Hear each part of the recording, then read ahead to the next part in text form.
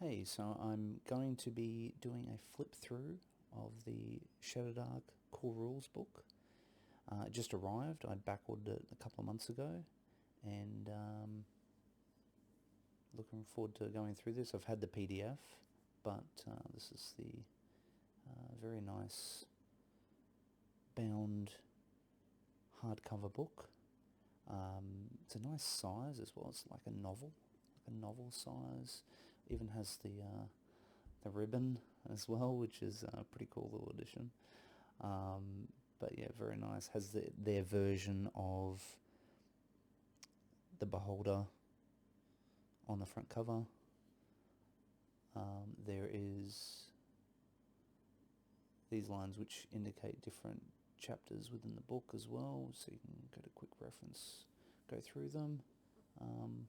And the Arcane Library symbol on the back. But yeah, it is a nice size, quite a lot of page count, but it's surprisingly, as they won their many awards, it's surprisingly well laid out. So from the front, there is straight away, you go straight into weapons, armor, quick reference to the basic rules of the system. It's, if you didn't know already, it's a rules light system, so there is a very low barrier of entry, really. If you know D&D 5e or other old school Renaissance games, this is really easy to pick up. So like difficulty class, and it has abstracted movement, and dying is a lot more brutal in Shadowdark. It's the average apparently is 1 to 2 players die per session, so I'm willing to see how that goes. So that's going to be very interesting. And we've got the contents.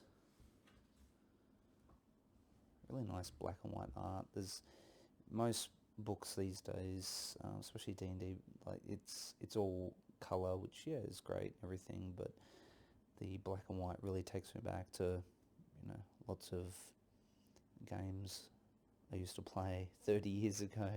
All the Palladium books are all in pretty much mostly in black and white.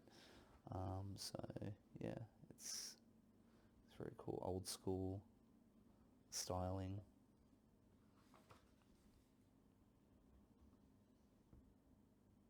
There's a bit about the start, just what is Shadowdark, what type it is, just sort of basic stuff.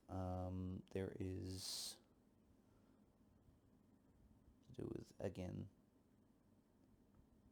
basic movement and rounds and how that all works. It carries over the advantage, disadvantage from 5e, which is, that's probably, from a D&D perspective, that's probably the best thing that, in my opinion, probably came out of 5e in terms of the system. That's probably one of the best things that came out of it. Some people don't like it, some people do, but it's pretty easy. It's pretty easy to remember.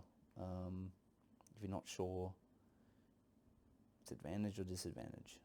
There's not much else to it.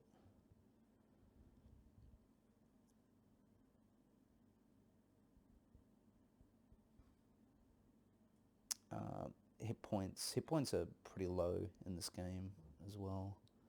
The characters don't get much at the start, and they don't get much as they level either. So, all cool art there. And starts going straight into the characters, leveling. You can actually do a level 0 gauntlet, which is which is a pretty cool idea. It's classless. You start with classless characters. You get like generally you take 3 or 4, and then you go through like 3 or 4 each player, and then you run through a dungeon and see who survives. And out of the ones that survive, or if only one survives, then you can level them to first level and actually pick a class, and they can become your character basically. Some people consider doing this starting a campaign with 0 level, which is interesting. I personally won't be, but it's a cool idea. And all the standard sort of D&D ability scores, that's all pretty standard. The modifiers, all really standard stuff. Ancestries,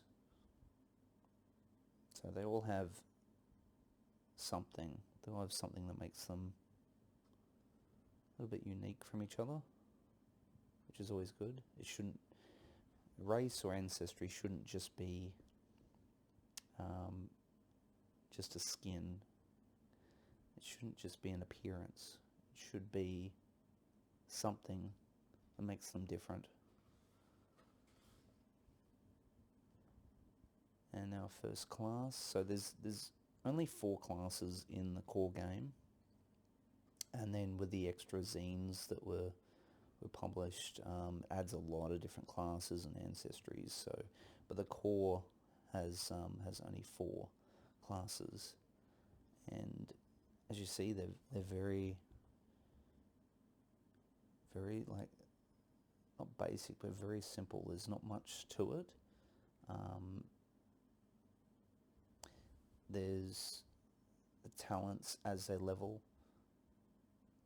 You actually get to roll when you get a talent, instead of just getting a predetermined thing every level or every couple of levels.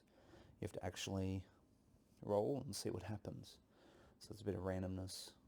So each time, even if you play the exact same class, exact same ancestry, you'll totally turn out differently. There's no chance you'll be the same every time. It's very remote.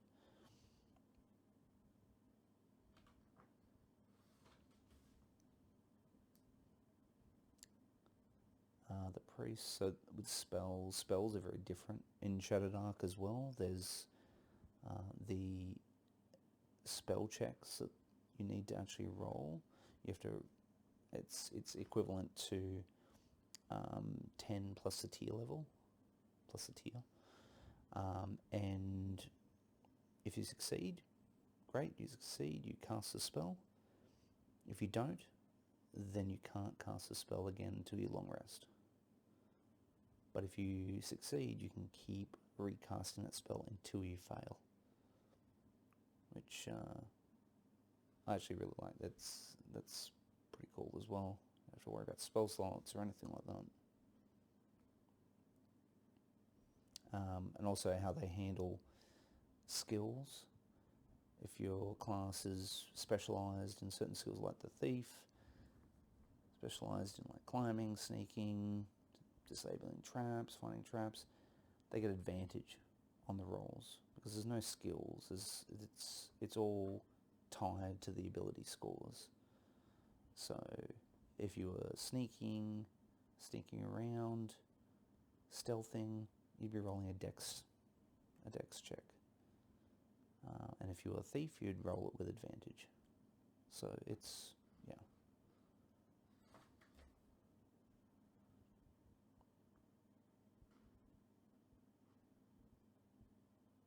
An interesting thing, if you critical fails with the wizard and the cleric, especially nasty. The wizard roll on a mishap table, which can result in lots of interesting, damaging things that will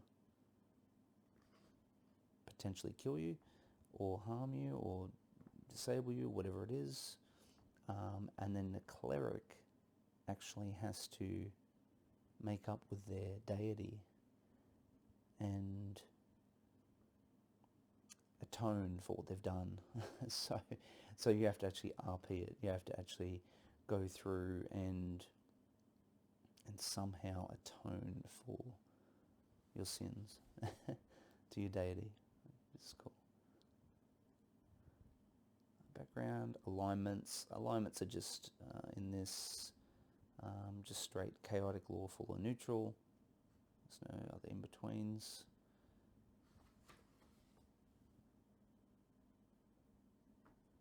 Deities, there's a few deities, there's a few unknown ones. It depends. I mean, you don't have to run with these, of course. This is just a, the basic. If you were running in a specific setting, you wouldn't have to use these. These are just ones they give you, which is good. Titles. So as you level, you go up in your title as well, in your within your class and within your alignment as well, which is just a bit of flavor, really. It's just, yeah, it's pretty cool. Languages, starting gear. Gear is really interesting because of the limited equipment slots.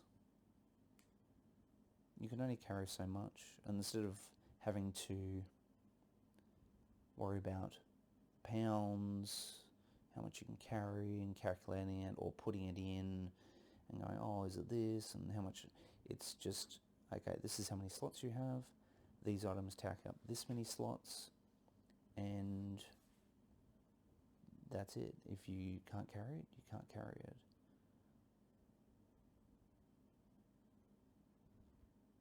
Which reminds me of, like, old,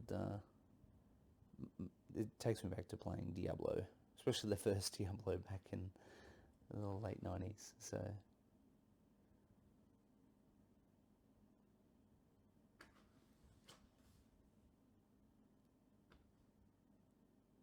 Lots more equipment.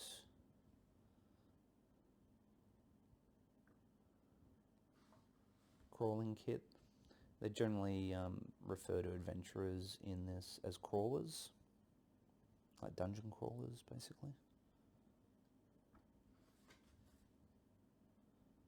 Some random character names, level advancement. So the XP is quite low to go up in levels, but the reason for that is you have to actually carouse,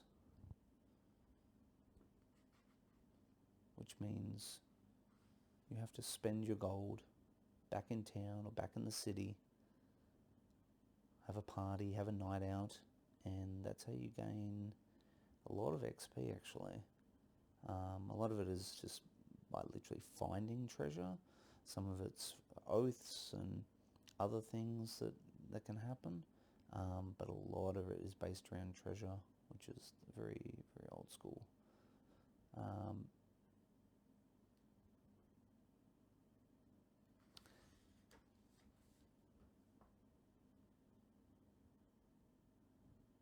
This is, if you want to randomly generate a character, literally from scratch.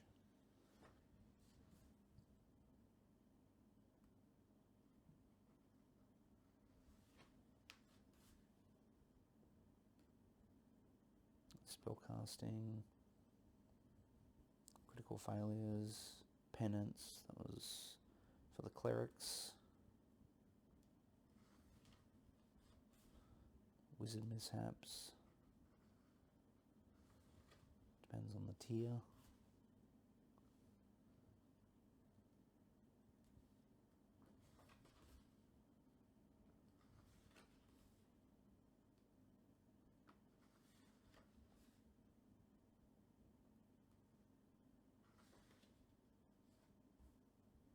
Spells don't have too much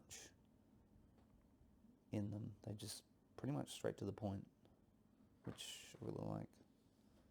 It's not too much fluff and describing different things, and it just gets straight to it.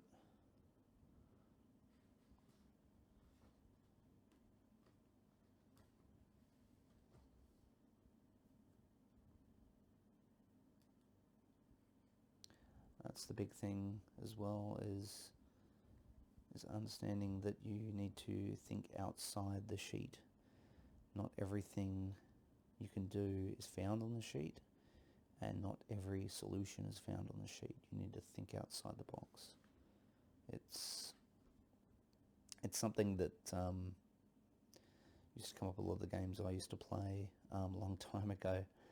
That a lot of the stuff you could do, it wasn't on your character sheet. You had to figure it out. You had to come up with the ideas, come up with a solution. So I really like that.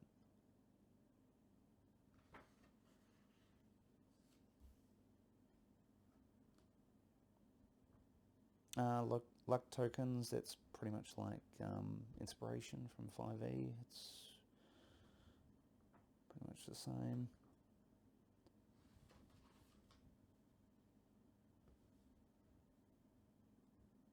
Checks, they basically categorize it into easy, normal, hard and extreme with checks. So 9, 12, 15, 18.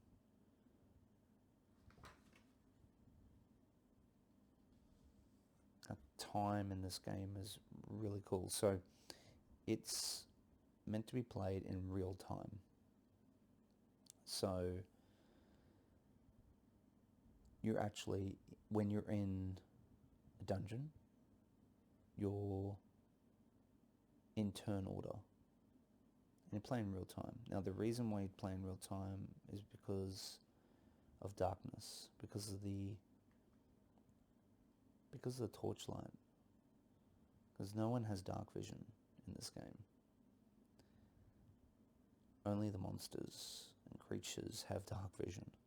So you need to keep track of your torch. You need to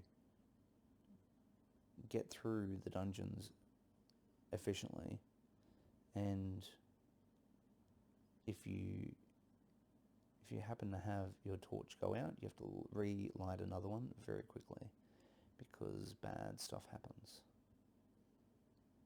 So the torches have a 1 hour timer, real time. So 1 hour, it can go past pretty quick in a session, and that's when your torch runs out, and then you're in darkness. And that is a really cool mechanic. That's really initially drew me to it. It's like, wow, that's a really cool idea. Because I personally always hate the whole dark vision thing in games and it's like if you take a race that doesn't have dark vision, you're at a disadvantage, and it's just annoying because everyone else pretty much has dark vision, and this is going back to the darkness is dangerous. It's meant to be. It's meant to be scary.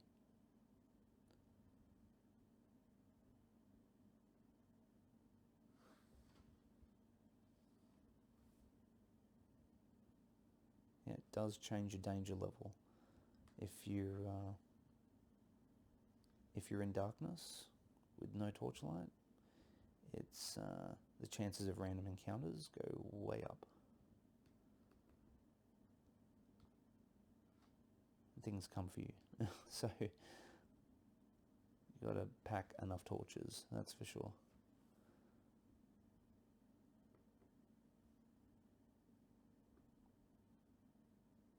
Combat should be pretty swift, I imagine, in this, because there's not much to it. There's not like bonus action and reaction, blah blah blah blah. It's, make your attack, you move, that's it. Go to the next. It's pretty straightforward. But again, what makes it interesting is the things that you'll do that are not on your sheet, that aren't a specific action or a specific spell or something you can do that's outside the ordinary.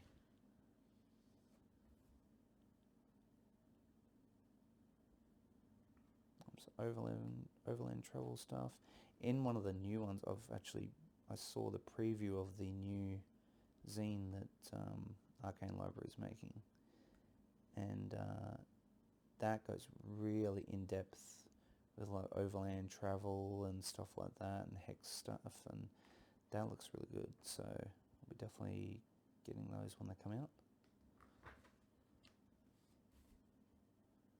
There's carousing events and outcomes, and how much XP you get from, waking up in a gutter with 15% of your total health spent. You gain 3 XP.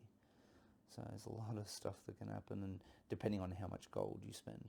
How much gold you spend determines the bonus that then determines the outcome, or modifies the outcome.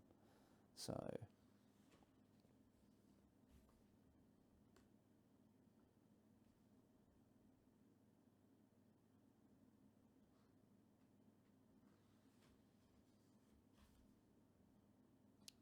example of play.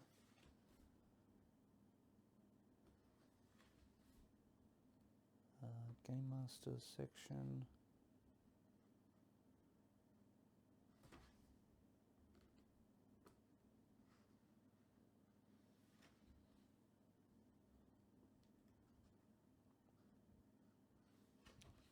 So this is,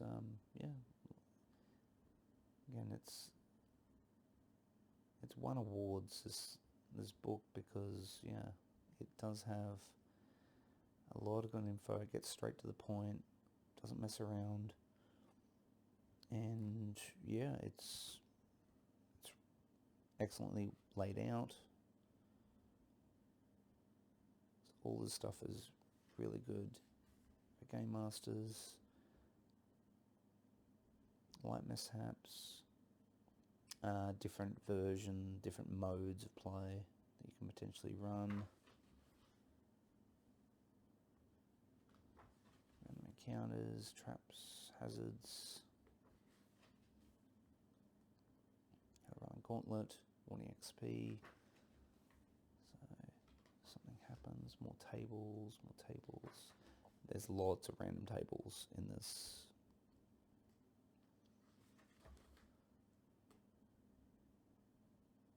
Which is good, especially if you need inspiration. Roll a random table usually helps, or sparks some idea in your mind about something. And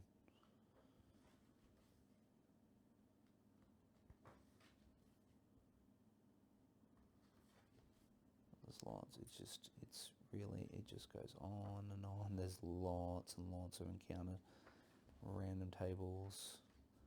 Like, it's very extensive, which is amazing. It's way more than what I thought it would ever have before I read the PDF. But there's their version of the Beholder.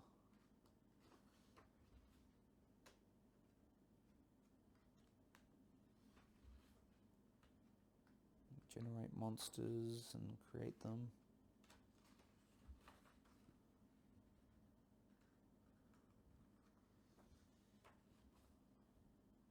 Monster stats, I won't really dwell too much on these, but yeah, like as you can see, they are straight to the point. They're very small stat blocks. It's very shorthand. It's very like AC, ATK, MV, like it's very shorthand, to the point, exactly the info you need, not all this wasted space and wasted info, and it's, stuff that does have additional abilities has got them, but otherwise your basics of the stat block are all there. It's just in a really compact package. But yeah, it's got basically every...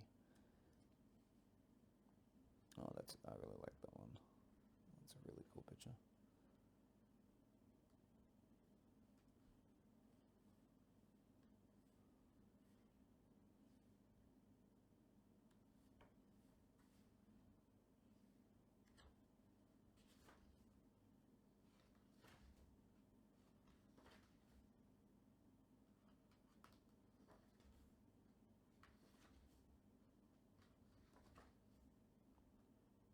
Minotaur. Some of the stuff is really deadly. Like, it's... Especially if you wind up with one of these in a random encounter or something, it's... and you're not expecting it. So it's going to be very interesting how that goes. Their owlbear looks deadly. It's got bloody teeth on its beak.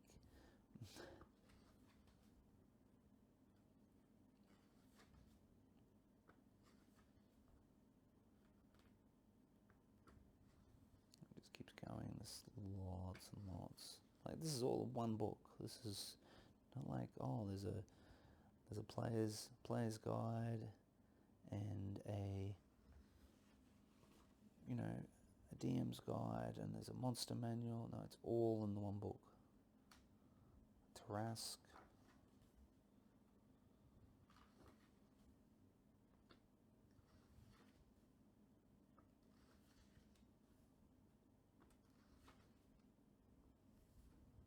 Another cool picture.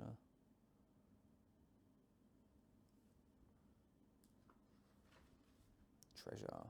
Lots of treasure stuff, which is good. Because there's a lot to do with treasure in this. It's what it's pretty much most of it's about. It's getting, you want to get a lot of treasure and you want to try to survive and get the hell out. And then go back to town, spend your gold, get XP, get more XP, and then go back in once you've run out of gold. So, boons and blessings from deities, magic item generator, curses, potions, and scrolls, wands, other bits and pieces.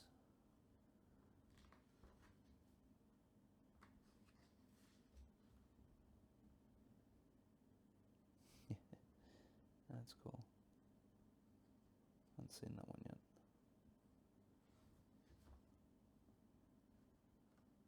And then specific magic items. So those.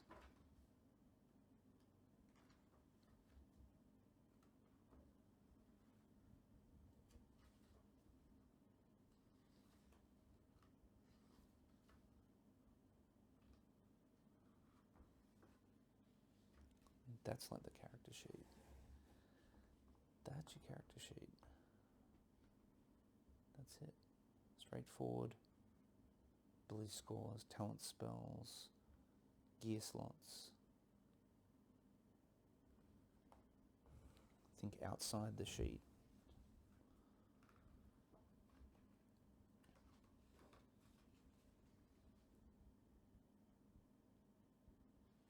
Random encounters, more like useful charts in the back, same as in the front, and yeah,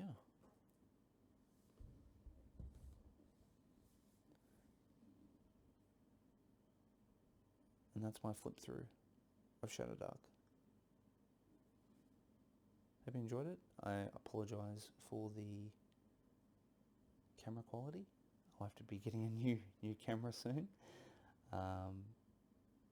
But I'll see you later.